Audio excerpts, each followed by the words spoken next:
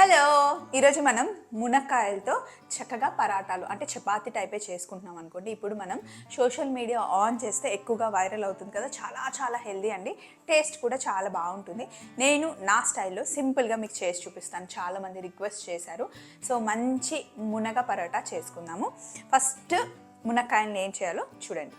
So first మునక్కాయల్ని cooker గిన్నెలో వేసేసి boil చేసుకోవాలి. ఒక 4-5 విజిల్లు మెత్తగా అయిపోవాలన్నమాట. మూత పెట్టేసి బాగా బాయిల్ చేయాలి.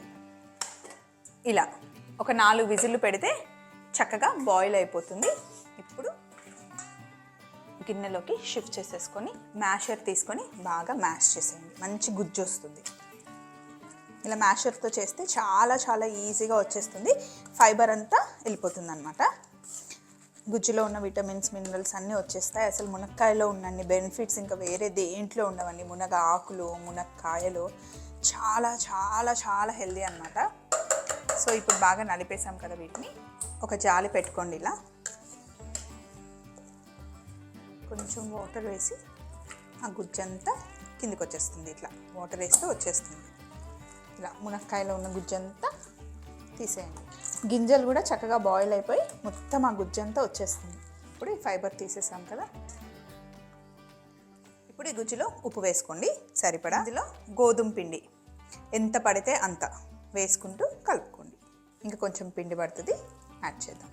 మధ్య మధ్యలో నేను పిండి యాడ్ చేసుకుంటూ కలుపుకున్నాను. నేను ఎక్కువ మునక్కాయలు ఉడకబెట్టాను కాబట్టి నేను ఎక్కువ పిండి తడుపుకున్నాను. ఇది 2 రోజులు హ్యాపీగా మేము తినేస్తాము. మీరు ఫస్ట్ కొంచెం కొంచెం క్వాంటిటీలో మునక్కాయని ఉడకబెట్టుకొని చూడండి. మీరు తీసుకున్న గుజ్జుకి సరిపడా పిండి వేసుకొని సేమ్ చపాతీ పిండిలాగా కలుపుకోవాలి. కొంచెం ఆయిల్ వేద్దాం ఇప్పుడు. అంతే, తడుపుకొని ఒక 10 నిమిషాలు పక్కన పెట్టుకోవాలి. అప్పుడు మామూలుగా మీ ఇష్టం, చపాతీలాగైనా చేసుకోవచ్చు లేదా రౌండ్ పుల్కలాగా కూడా చేసుకోవచ్చు. చపాతీ పిండి తడిపేటప్పుడు ఎప్పుడు ఇలా మంచిగా మెత్తగా చేసుకోవాలి. అండ్ చక్కగా నీడ్ చేస్తేనే పరాటాలైనా పుల్కాలైనా చపాతీ అయినా బాగా వస్తాయి. చూడండి, ఇలా తడుపుకొని అట్లీస్ట్ ఒక 10 నిమిషాలు పక్కన పెట్టుకుంటే మంచిగా సాఫ్ట్గా అవుతుంది. సో ఇప్పుడు పిండి తడిపేసుకున్నాం కదా, మళ్ళీ ఒకసారి పిండిని సాఫ్ట్గా చేసుకొని, సో ఇప్పుడు ఇలా ఉండలుండలుగా తీసుకొని పిండిని జస్ట్ కొంచెం పిండిలో ముంచితే ఎంత కావాలో అంతే వస్తుంది. రెగ్యులర్ చపాతీలాగే అసలు మనం చెప్పే వరకు ఎవరు గుర్తు కూడా పట్టరు. ఎక్కడ మనకి మునక్కాయ వేసినట్టు కూడా తెలీదు. టేస్ట్ కూడా బాగుంటుంది.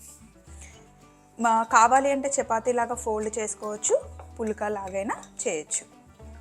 నేనైతే పుల్కా లాగా చేస్తున్నాను. అసలు ఆయిల్ కూడా అవసరం లేదండి. పుల్కా లాగా కాల్ చేసుకుంటే సరిపోతుంది. పిండి తడిపేటప్పుడే కొంచెం మనం ఆయిల్ వేసాం కదా, అది సరిపోతుంది. పెనం మటుకి వేడిగా ఉండాలి. ఈ లోపు ఒక 3 చేసేసుకున్నాం. ఇలా చేసుకున్న తర్వాత కాల్చుకోవడమే. ఫస్ట్ ఒక సైడ్ కాస్త కాలిన తర్వాత రెండో వైపు తిప్పుకోవడమే. మీకు ఇష్టం ఉంటే కొంచెం ఆయిల్ వేసుకొని కాల్చుకోండి, ప్లెయిన్ అయినా ఓకే. ఒక సైడ్ కాస్త కాలిన తర్వాత రెండో వైపు ఇలా తిప్పండి. క్లాత్తో కనుక ఇలా తిప్పుతూ ఉంటే చక్కగా పొంగుతుంది, రెగ్యులర్ పుల్కాలానే.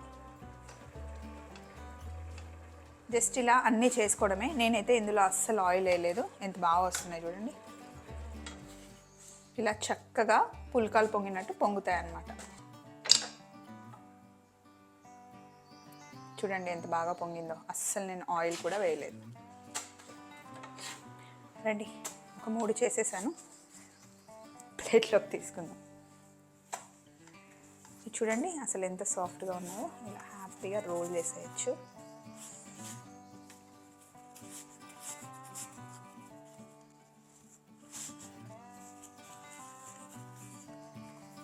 స్మూత్గా, సాఫ్ట్గా, టేస్టీగా ఉండే ములక్కాయ పరాటాలు ఏ కర్రీతో అయినా మనం సర్వ్ చేసుకోవచ్చు. బాగుంది కదా. రెసిపీ ఇంట్లో ట్రై చేయండి. ఎలా వచ్చిందో మళ్ళీ నాకు కామెంట్ బాక్స్లో చెప్పండి.